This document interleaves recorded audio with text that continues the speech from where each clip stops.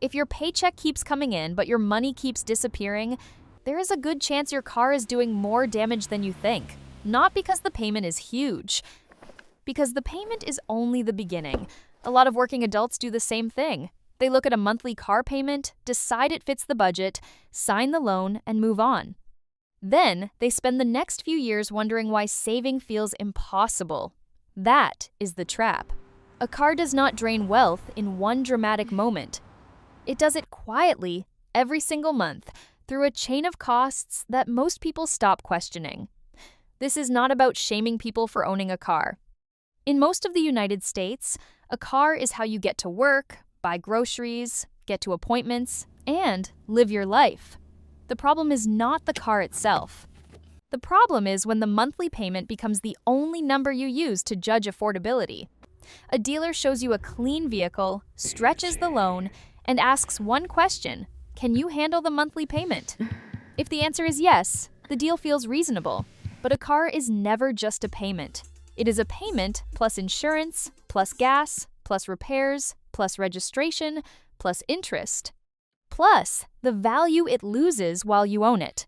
That is why two people with the same income can live in completely different financial realities. One drives a car that looks manageable on paper and stays broke. The other drives something less exciting and builds cash, savings, and options. The first hidden problem is that the payment hides the true monthly cost. Let's say someone buys a car with a $600 payment. That number already feels serious, but still possible. So they tell themselves, it is fine. But the real cost is not $600. Add $200 for insurance, add $200 for fuel. Add money for oil changes, tires, repairs, registration, parking, tolls, and basic upkeep. Suddenly, that $600 car is costing $900, $1,000, maybe even more every month. That is not a small line item. That is cash flow disappearing before the month even gets moving. The second problem is that long loans make expensive cars look normal. A lot of people are not buying cars they can afford. They are buying payments that have been stretched until the pain feels smaller. A 72-month loan or an 84-month loan can make a costly vehicle look acceptable because the monthly number drops. But the lower payment is not proof that the car is affordable. It is proof that the debt has been dragged out longer. And when you stretch a loan, you usually pay more interest, stay in debt longer, and spend more years protecting a car that is still losing value. The third problem is insurance. People act like it is separate, but it is part of the decision. A newer or more expensive car usually brings a higher insurance bill, sometimes a much higher one. So the person who thought they were choosing a better car is also choosing a bigger monthly obligation they cannot negotiate away after the fact. Because insurance is automatic and recurring, it becomes one of those bills that fades into the background while still eating your cash flow. The same goes for registration, taxes, and all the boring costs that show up after the excitement is gone. Nobody brags about them, but they are real and they count. The fourth problem is maintenance and repairs. Even reliable cars cost money to keep on the road. Oil changes, tires, brakes, batteries, alignments, inspections, worn parts, broken sensors, and that random repair that appears at exactly the wrong time. Even if the monthly payment never changes, the car is still reaching into your wallet. And here is where a lot of adults get squeezed. They finance a car payment that already feels a little high. Then, a repair shows up. Now the repair goes on a credit card because the budget had no room for it. So the car does not just cost money. It creates more debt on top of the original debt.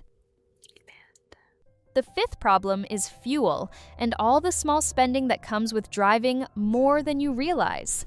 A lot of people only think about gas when prices jump. But fuel is a steady leak. So are parking fees, toll roads, car washes, and drive-through meals grabbed because the commute is long. A car changes behavior.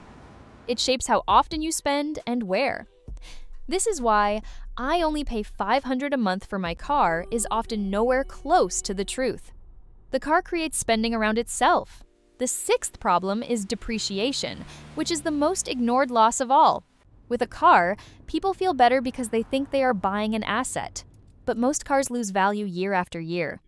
So, you can make payment after payment, do everything right, and still own something worth far less than what you paid.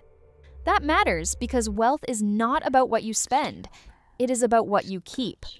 If you pour large amounts of money into something that drops in value, while also costing money to maintain, insure, and finance, that choice slows down everything else.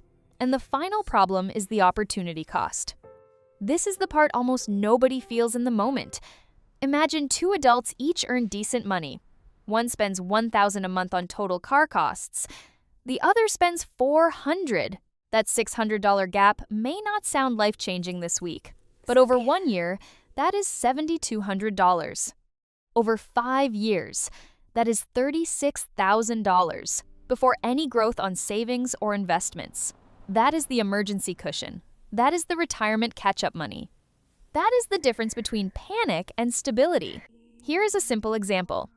A man named Marcus earns a solid income and buys a newer SUV because the payment seems manageable at $620 a month. He tells himself he works hard and deserves a reliable car. Fair enough. But then insurance comes in at $230. Gas averages $250. Parking near work adds $100.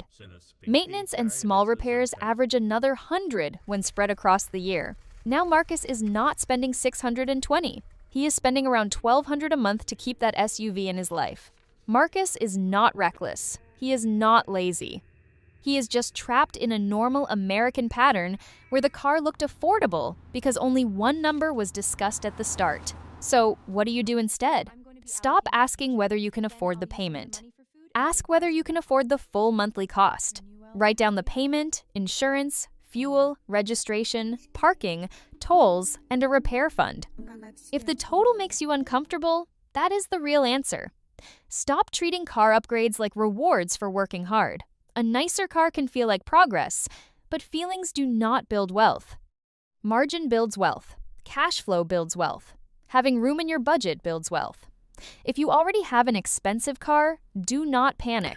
Just get honest. Shop your insurance. Cut extra driving where you can.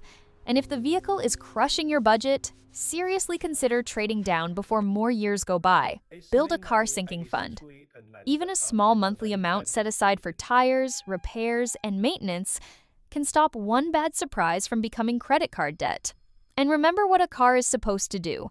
It is supposed to move you. That is all. It is not supposed to prove your status, carry your identity, or eat the future you are trying to build. The car payment trap works because it feels normal. Almost everybody around you accepts it. That is what makes it dangerous. Normal does not mean harmless. If your money feels tight every month, do not just look at what you buy for fun. Look at the boring bills you stopped questioning. The biggest leak in your financial life may be sitting in your driveway. Run the full number today, not the payment, the full number. Because once you see the real cost clearly, you can finally decide whether that car is taking you to work or taking you away from wealth.